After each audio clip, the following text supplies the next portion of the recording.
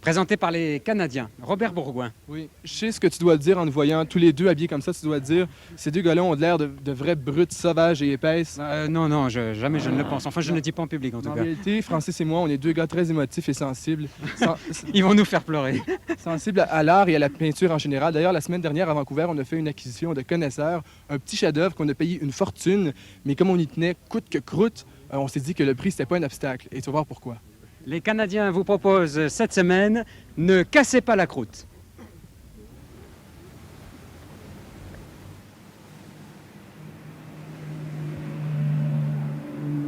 Norman Watt, administrateur d'université passionné d'œuvres d'art et de peinture.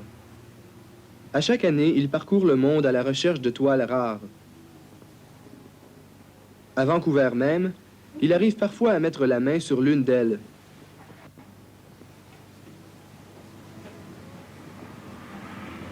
Miss, Yes, is this painting for sale? it is. I'll give you $1 for it. $1? Dans son entourage, son enthousiasme est contagieux.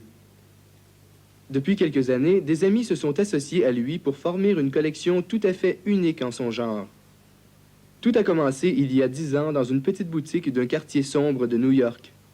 That's got to be the world's worst oil painting. J'ai dit à la dame, I'll give you $4. ce doit être le plus horrible tableau au monde. And she looked me in the eye and Je vous said, donne $5 4,95 pour yours. ça.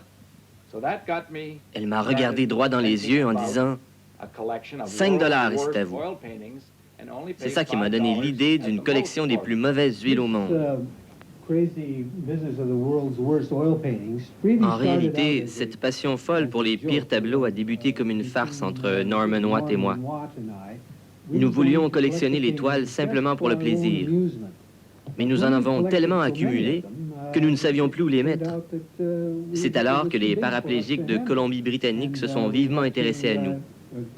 Ils y voyaient le moyen de recueillir des fonds. C'est ce qui les a poussés à former un comité chargé d'organiser un vernissage annuel dont les profits sont versés à la Fondation des paraplégiques. Aux enchères, on parvient ainsi à se débarrasser de près de 150 croûtes, toutes aussi lamentables les unes que les autres. On décerne alors aux heureux propriétaires un certificat attestant leur mauvais goût et leur manque total de sens artistique. Acquises en moyenne pour $1,50, elles sont parfois cédées à plus de $2,000. Et la fièvre grandissante pour ce genre ne laisse évidemment pas les faussaires indifférents. Ceci est une copie de la lettre que nous avons envoyée au Palais du Louvre et aussi une photographie de la toile dont nous leur avons fait don. Ils nous ont complètement ignorés et nous ne savons pas si cette toile est exposée au Louvre ou non. Jusqu'à présent, le Prado de Madrid et le musée de Leningrad ont accepté avec joie les donations, croyant qu'elles étaient représentatives de l'art canadien. Apparemment, ils n'ont pas le même sens de l'esthétique qu'Eve Johnson, critique d'art du plus grand quotidien de Vancouver. Les couleurs sont criardes. Elles sont vraiment horribles. Ça, je crois, ce sont des rochers. C'est un bord de mer. Les mauvais peintres adorent les bords de mer. $1.25. Il est très difficile de retracer ces peintres. En général, leurs œuvres ne sont pas signées. Mais ce jour-là, la chance était au rendez-vous. Pour vendre la toile d'un artiste vivant et identifiable, Norman Watt se fait un devoir d'obtenir son autorisation. Norman Jung, is this one of your paintings? Yes, this is one of my paintings, yes. Um, That is one of my paintings. A painting. Hold it. You're saying that this painting is not a good painting? Is that what you're saying? No, I'm a collector. I am not a critic. I'm a collector. Yeah. So if I can get this for under $5, it's got to be the worst. Le prix d'un tableau est sans doute un faible critère pour juger de sa qualité. $1,25 pour un travail qu'il estime à plus de $300. Norman Jung, l'un des plus mauvais peintres au monde.